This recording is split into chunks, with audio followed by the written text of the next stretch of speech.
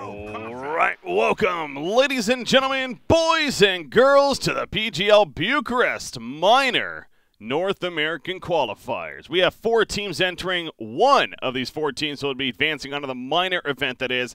Don't let that minor tag fool you. You'll still, of course, a lot of money on the line, as well as even some DPC points on top of that. So we got the North American region coming at you. I'm BreakyCPK, and I will be joined by Elevated here as my co-caster. Over the next 2 days, which of these 4 teams we're going to find out is advancing on to that minor. We got Team taking on Anime11 Esports here to kick it all off. Before we go too much into that, though, as I said, I'm joined by Elevated. How you doing, man? Good, man. I just baked some cookies. I got some milk here, and I'm ready for some entertaining Dota 2. Ooh, in the holiday festive season, I see. Yeah, it's getting ready. Now you're making me jealous.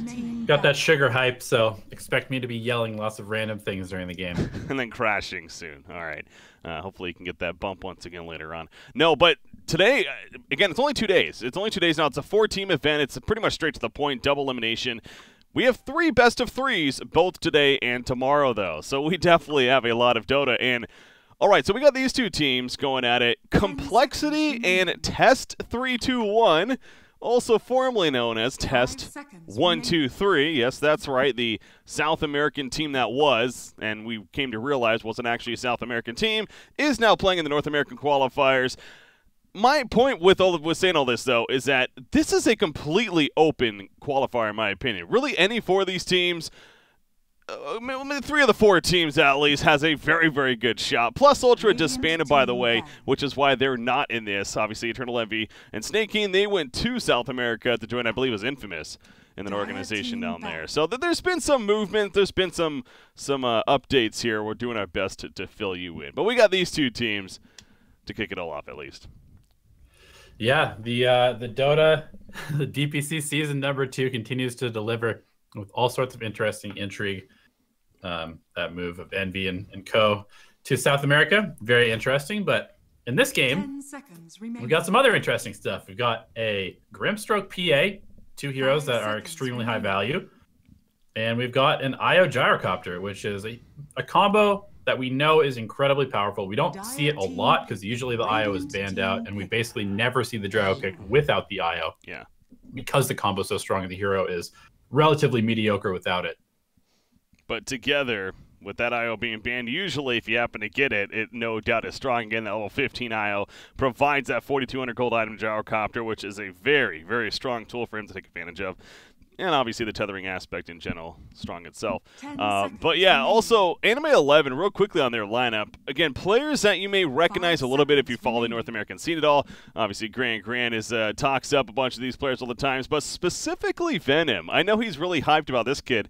And I say kid, you know, apparently he is a little bit younger. He played with Grant in his NADCL team. Even, and made some big plays throughout the NADCL that happened. So I believe he plays the position 1, if I'm not mistaken. I'm looking forward to seeing what he can bring to the table now in a minor qualifier. Yeah, absolutely. It's nice because this was the first season with the NADCL, right?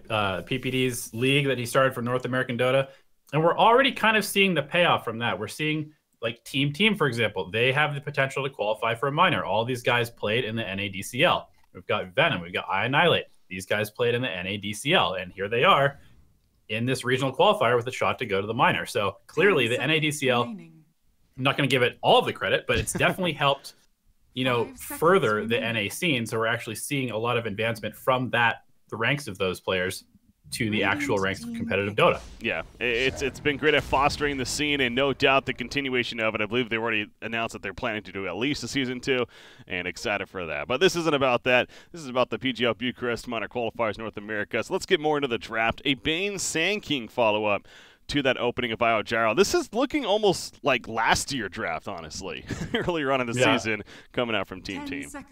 Yeah, honestly, this looks even more like 2015 or something like that. The Bane Sand King IO Gyro combo. All they really need to follow this up with is like a Queen of Pain, and then you're good to go. But, you know, maybe, I don't know. In this game, we've got Roya playing the 2, so we've got his hero left to come. I know he's a big Lena player. He plays I mean, a lot of Storm Spirit. I don't think we're going to see the Storm this game. Yeah, right now it might be. Well, right now it's not horrible, I guess, but there's still 2 picks to come, of course. So. Now I did want to ask on Wikipedia. It says that Anime11 Esports, they have iAnnihilate playing the carry. They have Shisui, who we saw play with Envy on Plus Ultra as their mid. Yeah, that's right. Who is SH. And then they actually have, so they have a Ukrainian as a mid and then 2 Russian players, or at least they're flagged up as Russian on Wikipedia in Flow and Sonic. I see where you're going. As a 3 and 4. And then Venom's the 5. I know that he's played the 5 before. I do know that iAnnihilate plays both 1 and 2. He's traditionally been a mid player, but he also has played 1 in various competitive teams before. Yeah. So it'll be interesting to see how this team comes together. Clearly, they just formed very recently. Yeah, that's kind of crazy, actually. Now that you're pointing that out, having 2 Russians, a Ukrainian member, and I assume they're playing from the States or somewhere in North America, because the latency alone would be pretty brutal. If they're the name Sonic sounds familiar. I'm pretty sure he's been in NA pubs for quite some time, so I assume that they're all just students or they live here, regardless, but are just of that, ethnicity. That's a good point, though. Venom. So I suppose Venom may end up just be playing support in the end. So not going to see that core Venom here, or maybe we will. Who knows? We'll wait to see until we get into the actual game to truly understand what we're dealing with on their side. But as far as the draft goes, again, that PA Grimstork opening, that is so scary to see. That Inkswell applied to Phantom Assassin as she jumps in, and then there's just, of course, the eventual synergy with that Soulbind to come. The Stifling Daggers alone could be dangerous, let alone following heroes. And right now, I mean, there's not really the craziest, I suppose, just yet. There's not like that Lich Chain Frost or anything. So we'll see what the final pick ends up being, though. 10 seconds remaining. Yeah, I do like the Morphling ban. They're able to ban it out this late, knowing that there's a PA. Just the classic counter to this Gyrocopter, stealing the flat cannon and hitting with that Morphling damage is pretty brutal. Anime11 opts to ban out the Puck, which would give them quite a bit of good control. And they're going to grab the Weaver. Oof. Interesting as the last pick. Yeah, that's one way to put it. This is not a hero we see right now in the competitive scene. And I know we've only been in 7.20 for so long, but man, I can't recall seeing this hero yet in this patch. And I don't believe this hero got many, if any, changes. So I was actually going to double check real quickly. In this game, though, the idea that the lockdown is somewhat there. So how do you feel? 5 seconds remaining. The Weaver, it should be a fairly easy game for the Weaver, pending this last pick. I do like the fact that it gives them another tool besides the PA to dive the IO, which is really the most important part. You have to kill the IO at the beginning of every fight, otherwise you're going to be in trouble. And so having somebody else, the Brewmaster can control everybody else, while the Weaver and PA kill the IO and then follow up with some kills on the unhealed targets afterwards. That being said, it's a little hard to tell whether it's going to be played in the safe lane or where exactly these heroes are going to go. We see that Sonic picks up the Wind Ranger. Sonic is the 4, so Venom 5, Grim. We've got the Brew as the 3. Looks like a mid Weaver. Yeah. Maybe they'll switch it up because PA you would think matches up a little bit better against the Ember Spirit. But yeah, we'll have to see how they decide to lane this. Yeah, Shisui was playing that mid, as you pointed out, for Plus Ultra, but it doesn't mean, again, this team clearly coming together, trying to make this lineup, this roster work. So I'm not 100% sure exactly what to expect as far as who's going to play where. But yeah, the Ember Spirit final pick, so it's not the Storm, but the Ember for Ryoya instead. No doubt, a similar concept though as far as the mobility. It's looking pretty good this game, honestly, for an Ember Spirit. He shouldn't have too much trouble flying around the map and doing what he likes as far as taking advantage of the remnants. So I think overall a strong final pick, and provides plenty of magic damage too against a Phantom Assassin if it comes to that, of course. Yeah, definitely. And like you said, Ember should have a relatively free game. Just kind of has to worry about the Phantom's Embrace, but should be able to even dodge that or take care of it with relative ease. I think that it's pretty safe to say that we're going to see a lot of kills in this game. Both teams opting for essentially 5 aggressive heroes in their lineup. So they should be pretty much just running at each other from minute 1 until the end of the game. And doesn't Ember Spirit have that the True Strike talent? He does. Recall at level 20. So yeah, that's something to keep in mind as well throughout this game. He hits that point, and depending on his farm as how the items are looking, we could possibly see that coming out as well. It's PA. All right, here we go, though. Game number 1, best of 3. Again, this is a double elimination tournament. It's straight to the point, only 4 teams. Complexity and Test 3-2-1, the other matchup. And we got 3 best of 3s lined up today for you guys from North America. 3 heroes, 4 heroes even up here at the top lane already for Anime11. But I'm not I don't really know what this is what this is a reference to or anything, but Anime11 Esports is their name. I gotta say that I'm a little disappointed in the lack of anime avatars on their side. They only have 1 with Flow. I think if you're gonna name yourself Anime11 Esports, you should probably, go full in like Liquid do. Well, when they went TI. Shisui has what I would call the anime. Okay, so 2 out of 5. Still, that's very low percentage as far as the anime-ness for a team named Anime. The anime-ness. Oh dear God, what are we doing here? But they have the Black Mamba, and I can appreciate that. I Annihilate coming through. Trying to Kobe on some fools. We'll see if that happens here on Annihilate. He's just going to pick up the bounty rune and run away from that homing missile. Eventually hits, but they're going to take some more pressure. No kill by any means, but getting as much damage as possible onto them before they ultimately run away. It is a 2-for-2 bounty rune split, though, and now the laning phase is here. So Phantom Assassin's going aggressive. He's going to the top lane to match up against the Gio IO, paired up with a Wind Ranger on his side. How do you feel that's going to play out? Like I said, I think this is going to be a very aggressive lane. I don't know whether they're going to really be able to threaten either Sammy Boy or Nusham, just because Sonic already is pretty much out of regen. He's going to have to ferry some more out to himself. And neither Wind Ranger or PA is that heavy pressure at like level 2, 3. When they get to level 4, 5, 6, that's when they can actually start to maybe jump, threaten the kills. But it is going to be Nusham having to expend a lot of resources to keep Sammy Boy healthy. Middle lane, Ember just running at the Weaver, so Weaver sure enough does end up in the middle. Shisui playing it. Former Plus Ultra player. And we got to see a little bit in those major qualifiers, and he was impressive. I remember several Pugna games from him specifically.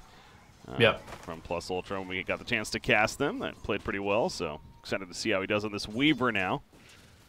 Yeah, the hero fits his aggressive playstyle from what we've seen so far.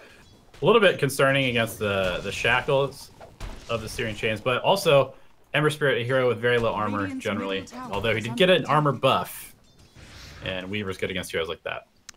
His Gemini attack was nerfed in the patch, so that was really the only change other than kind of a targeting on the Swarm, not necessarily the biggest, I don't think. Maybe I'm wrong on that, but point is, overall got a nerf for that Gemini as far as the cooldown goes.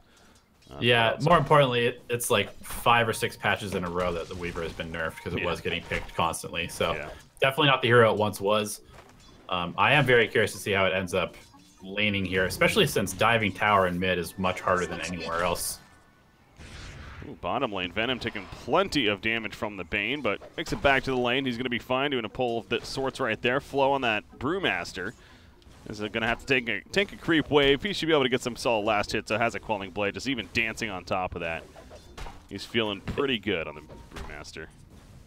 Yeah, we've seen this a lot running safe lane Brew. I mean, technically as a 3 still anyway, but in this patch we've definitely been kind of flipping the page back and seeing these tri-lanes, seeing these aggressive dual lanes, aggressive tri-lanes even, and that results in off-laners kind of being left to fill. Yeah. And in this case, Flo playing safe lane. And Brew, by all means, especially with the way he works now, is definitely potentially a pretty scary core hero. With that new Drunken Brawler, that 80% crit chance at level 4. Or actually, no, that's at level 1 even. I was looking at the dodge chance right there. I'm talking about that. And Weaver goes down in the middle lane. Ember Spirit lands a Shackles. You mentioned that earlier. Could be an issue. I did not expect it to be a first blood issue, though, this early on. Well, this early Sentry Ward in the mid lane definitely making Weaver's game even harder than it was already. So probably went for the Shikuchi after a trade, got shackled, and you know, that skill. 10-second cooldown right now at level 2, so you can get run down afterwards. I annihilate top lane. He's going to be fine. Just taking some good damage there from the gyro IO combo as they were doing the jungle camp off to the side. I don't know if it was stacked or not, I didn't catch that, but either way, get some farm from it. Middle lane, Swarm is up, Shackles connect the Weaver. Of course, very aware that there's a sentry there now. Ryoya, he is going to be fine. Able to take out the Swarm and so does he go for this? Oh no, the Shikuchi. Considering it. He's going for it. Ryoya gets the dodge up, puts the Shackles out, going to get the turn kill. At least Weaver got the kill first, though. So there's that. That's a lot of gold. Wow, 475 going the way of Weaver for that kill. Yeah, lots of gold and the solo experience. He's going to catch back up. Basically the same level, experience level at this point.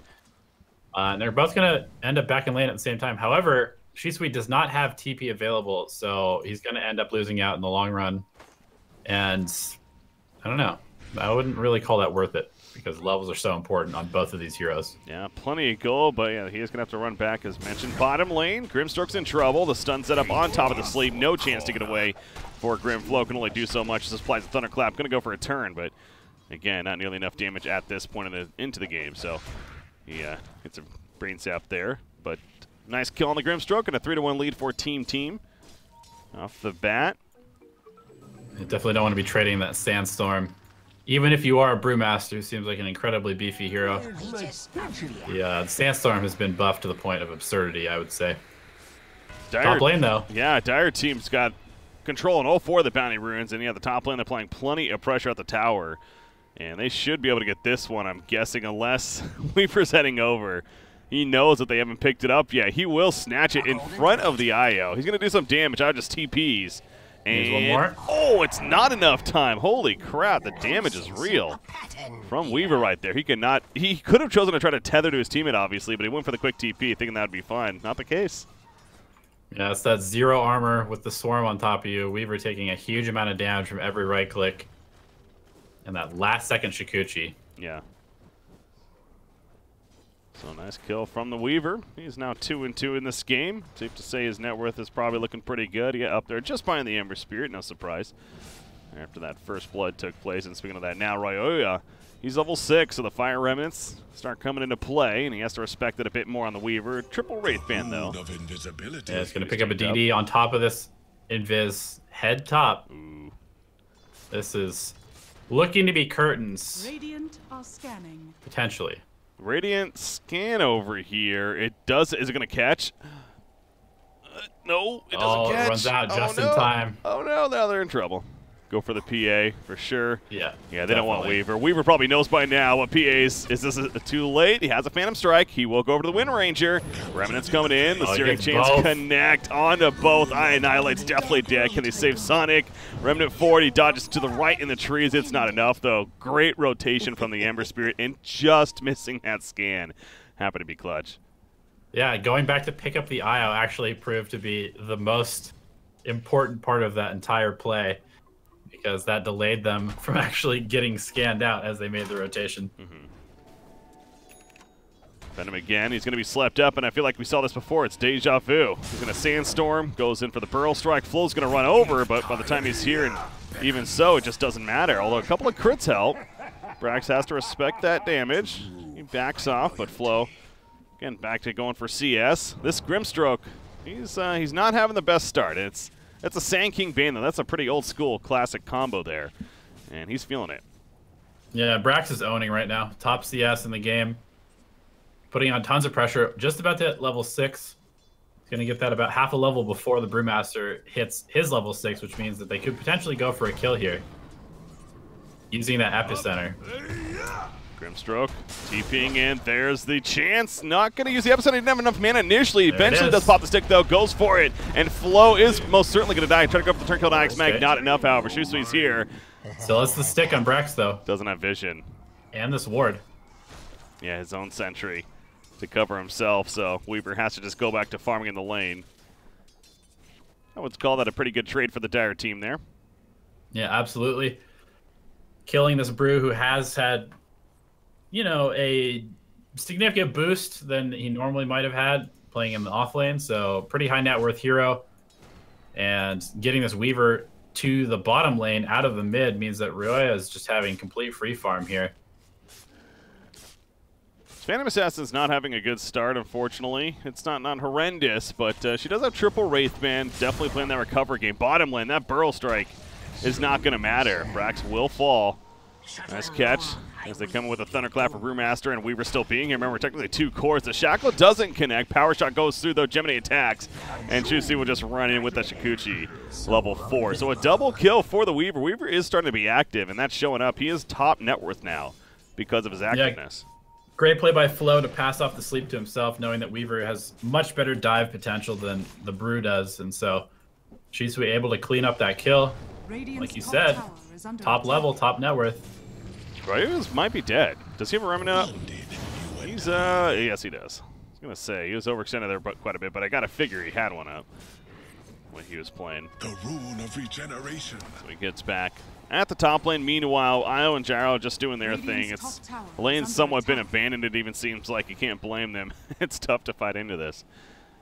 Yeah, if you're the PA, this is the weakest you're going to be for the entire game, and it's one of the strongest points for Io Gyro, especially those 2 heroes against you are very brutal just because of the high amount of magic burst and PA with pretty low HP pool until she hits level 10.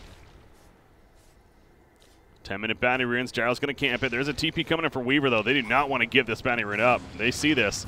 They're going in. Call down is put down. Isle's picked off immediately. Sammy Boy has to run. No chance at that bounty rune. Now the Inkswell on Weaver, that's a good combo. Didn't even think about that, honestly. And they are going to take out Sammy Boy. So yeah, we're focused on the Phantom Assassin, but how about that Inkswell Weaver combo? That's pretty good. Definitely. There just seems to be so many ways that Grimstroke empowers these aggressive heroes to be even more aggressive, and right there pays off. Shisui gets another kill. He's up to 6-2-1 after a pretty rough early first minutes. Oh, that first blood again. Unfortunately, didn't catch it on camera, but feels TP like bottom. Shouldn't have happened either way. Bottom lane, Brewmaster is dead. TP bottom from Ember's mentioned, and they're just going to take the Grimstroke as well. Casualty right there. So killing spree for Ryoya. He's 4-1-2 right now on this Ember. The bots coming into play already. Super early. Yeah, very, very early boost of travel paying off there, allowing him to just kind of show up to any fight he wants, help control the pace of this game, and swing the momentum back towards the Dire side and team. That's a Vanguard already on Sand King. We're seeing a lot of this on these offlaner heroes, all these strength offlane heroes. Did Vanguard get buffed? Did I miss something, or is this just happen to be coincidence? Well, what's the deal, you think? Not just the Vanguard, Crimson Guard at 11 minutes. He went a full Crimson? Holy shit. Yeah. It's really just the fact that it makes them so tanky early on that they become almost unkillable. And that's why we don't really see them often rushing for that Blink Dagger, because they don't really care. They just want to kind of take up space in this lane, force the other team to respond to them, just pushing the wave out constantly. And then that makes space for the rest of their team. And because they're going for these early tanky items, they're extremely hard to kill as they're doing this push. So it basically just enables them to be kind of like a dead hero, almost like a Timber Saw might be when you really can't kill that hero around like the 10 to 15 minute mark. Yeah. Well, damn, that's a Crimson Guard as mentioned. That is crazy. And team, it's one of those, you got a Crimson Guard on your side. At 12 minutes into the game, it feels like you almost really just want to take advantage of that and push as a team somehow, but it's actually the Radiant that's doing that. Anime11, they're up here pushing this top tower, and that's going to be at least the Tier 1 tower kill. See if they keep going. Now, they are losing the mid-Tier 1 and even bottom Tier 2 going to start being pressured as a result of this, so they definitely will have to respond somewhat.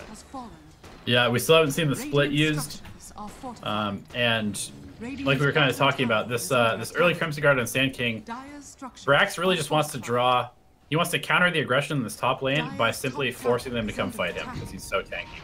Wind Ranger TPing in. They saw that, though. They started immediately. He goes down. Called down, put out. Beans grip blocking the Weaver. Weaver's going to die in the midst of the fight. That's a huge kill for the Dire team to start things off so quickly. There's our first Primal Split. Lift up on a Bane. He's already done his job, though. In fact, yeah, Brewmaster, he needs to be careful about his Brewlings there. The Fire one's going to die as well as the whatever it is, the Wind, Storm, whatever. And now the Earth one will just fall back. Okay, so he'll be fine. But they lose 3. Not and an Tier 1 fight. mid. And a Tier 1 mid on top of that. Yeah, that Crimson Guard definitely coming into play too. Yeah, and just like you said, you wanted them to group up and fight. There they did. Brax rotating in from the bottom lane, comes in through the trees, catches the Wind Ranger as Sonic is TPing in, and they basically start that fight off 5-on-3. Comes at a price. They catch Grimstroke deep into the shrine. Double tip from his own teammates on top of that. That seems just rude. Come on now. I'm sure they're having fun with the situation, but it's starting to get a little bit of a snowball effect. We have a 4,000 net worth lead now for Team Team, and you still have that Io Gyro Io with the bottle and the urn. He's feeling good. A full 120 charges. Good to go there, Gyro. Look at that. He's going to go the Yasha Kaya build. Not often we get to see this item right now, but the Gyro. A little bit of extra value this game once the Weaver most likely gets the mana break talent. It's not the most. You know, it's like two mana less that you're losing or something. But the hero itself is very magic based until late game, so it actually makes a lot of sense. There was a game that I happened to cast yesterday that I suppose I guess Medusas are actually building it as well, which is another hero that definitely comes to mind where you're like, oh yeah, that really is strong. Makes a lot of sense. Yep. So I think that's kind of the point of these new Yasha Kaya, Yasha Sanj items. It's like they're not going to be viable on every hero every game, but they're definitely going to be more situational build-ups for these items that normally were kind of just like statically sitting in the inventory for the rest of the game. You just see Team going to the bounty ruins. They're doing a fantastic job of covering this. Now top lane, this could get interesting. They catch Ryoya, but he is Ember Spirit, and he has a Remnant up, so he just easily no shackle, unfortunately. Get away for him. Bounty. And he's going to have that Maelstrom delivered, so his farm continues to be very impressive. And speaking of that farm, the triple jungle over here, Sammy Boy going to commit a call down for it, but top 3 net worth now all belong on the Dire side as Gyro takes over the Weaver. We've already talked about Sand King, and he went Vlad's on top of the Crimson Guard, so who needs initiation when you're just a beefy Sand King? You just run 2,000 HP. That's insane. Just auring up for his team. I mean, giving the Gyro lifesteal, giving all of his teammates lifesteal and the armor, the mana regeneration, plus the Crimson's Guard. It's pretty clear that Anime11 doesn't have enough damage already, and you're just making that problem much worse. Yeah.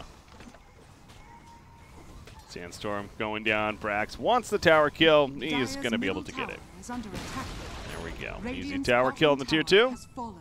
Join back up with the team, and 1,000 gold saved up, so potentially could be going the Bleak Dagger next. Still feel like it's obviously very good value on the hero, but deciding for the beefy auras instead. Gyro, I believe he just finished his Yasha and Kaya, or Kaya and Yasha, what is it? It is the Yasha and Kaya. That's right. Now BKB queued up. Level on Io is level 10, has the experience talent. Of course, it's important to keep an eye on that for that level 15. Middle lane, who do they catch? Oh, that's the Weaver. Time lapse, no, the Fiend's Grip hits. They put a soul by now, but he couldn't silence in time. The Fiend's Grip secures the kill, 45 seconds. Going to be out with the Weaver, relocate in as well from Nusham. Bringing in Sammy Boy, that's 2 more kills. And now a tier 2 tower. Yeah, another disastrous fight for Anime11, and they just don't have the damage. They don't have the control. They are an aggressive lineup that is now on the back foot, and that is pretty troublesome if you are a Weaver and PA playing from this far behind. Yeah, that tier 2 tower, no chance. You look at the map as well. Dear God, the vision of the Dire team. It is just very aggressive vision. There's a couple of nice wards out for the Radiant team. One near Roshan, one in the Dire jungle even, but I guess by nice, it's somewhat offensive, and right now they probably use these defensive wards because you see Brewmaster, perfect example. He had no clue they were going to be rotating over, and see you later. No chance for him to live there. Yeah, another tier 2 goes down bottom, tier 2 mid gone. Just this top lane, untouched so far, but not for long, you'd imagine, as they're likely going to take over that area and then start to look for the Roshan kill. 3-man smoke. For now, happy to farm. 10k net worth lead, 18 minutes in. Radiant's bottom tower. I guess a 4-man smoke technically. Phantom Assassin part of it as well, though he'll come out and just farm up that middle lane. Still trying to finish that Battle Fury as we're talking about. Shackle is going to connect. Wow, that's a long tanky, Shackle, but it is Sand King. Yeah, look at this. He is, oh my gosh, he actually was almost able to burrow strike there. despite all that lockdown. But big kill. That's a good one, of course. His first death of the game. No, second one, technically. And Bane is also going to get caught. So the smoke play does end up setting up a double kill for Weaver. Some good rotation. And that's one way to start coming back into the game if you're Anime11 Esports. Yeah, it definitely pays off. Shisui has the talent, the EXP talent himself, so he's all the way up to level 15 now. Going to pick up, I assume, the Mana Break talent. So he's got 70 Mana Break per second, or per attack. And I can definitely pose some problems for the likes of the Bane and the IO, and the Ember Spirit for that matter, if they're able to catch him at all. Yeah, that's a tough task. There's a reason they picked up the Ember Spirit. He does have some decent mobility to this game, and not a lot to be truly scared of, especially once he gets the Lincolns. And the way he's, yeah, I was going to say, obviously he's going to get that first at this rate. He had 4,000 gold saved up, essentially. Yep. So Lincoln's coming, and then the Blink. That Battle Fury, it's finally online, though, for Annihilate, and we are going to start seeing that acceleration. It is still a Phantom Assassin with the Battle Fury. 7.20, it's taught us many things. One of the top on the list is that Phantom Assassin you always have to respect. Yeah, just this new Phantom Strike talent just allows for, it's like, it basically doubles the amount of attacks that you get at high speed, which means you're basically doubling the DPS, maybe even tripling it depending on how many crits you get. And that is definitely scary because this hero already lays out quite a bit of damage. Dire are scanning. Needs to TP though. Scan. He's gonna walk into the scans. Oh. He's not careful. He's not going to hit by, that's so close, but again, he doesn't get hit. Right? I still believes he's up here, though. Yeah, the creeps though helping Annihilate out, letting him know that Roya is still hunting him. Otherwise, that could have gotten real scary. Shisui, they find the Gyro on top of the Isle, pops his Shrine. That's going to keep Sammy Boy alive now. Call down on top of the Root. He's going to have to use that time lapse. They already turned the Wind Ranger, and Weaver has to get out exactly. He's probably dead anyway. Homing missile connects. No more time lapse now. Shikuchi back up. As soon as he comes out, though, he's dead. Sammy Boy gets credit for the turn kill. With that, if there was no Shrine there, they definitely get those kills. But that Shrine with an Isle linked up, it healed like crazy. Yeah, definitely overambitious. You just, you know, fighting into a Shrine has never been good. It still isn't. That was 7.0 when those were introduced, by the way. Yeah, that's been a while. Figured they would have realized by now. No, it was a tough call. You are behind, though, if you're the Radiant team, and so they thought they had a easy pick. Wanted to at least take the chance. Did not work out, however. Now Sand King finds Venom. You're on the Grimstroke. Pops a Soulbind, and trying to set up I don't know what, to be honest, but it's one of those, it's a 90-second cooldown. I don't think he should be just throwing it around willy-nilly by any means, but either way, he gets killed. Yeah, and I mean, that fight on the Shrine is just kind of an example of how Anime11 knows where they're at in this game. They are quite far behind. They saw the hero's top, decided to take a risk, and it didn't pay off because of the net worth advantage for the most part. But if you're not trying to make aggressive moves and you're just sitting, turtling with an aggressive move-making lineup, you're probably not going to win the game anyway. Io just got 15. He also picked up the Ring of Tarask on top of that, building up towards that great new Holy Locket. Of course, a fantastic hero for it down the line. But yeah, the Axe effect now kicking in on top of the Gyrocopter. And we see that help to kill Roshan right there. Bane, thanks Mike, doing some counter warding. He's going to be jumped. He has supporting cast here, but look at the lockdown, and in comes the Epicenter. Weaver's going to die to it. They're going to get the turn kill on Wind Ranger as well. Bane is still alive with the Crypt Guard. He finally falls, but that was even a Primal Split committed. 4 versus 2, essentially. And right now, it's 2 for 1 in favor of the two-man team. And well, let's make the relocate. Yeah, all of a sudden, everyone shows up for Team. And Brewmaster, 3 more seconds. You know what? It doesn't even matter. The Earth Bruling dies. Double kill for Sammy Boy.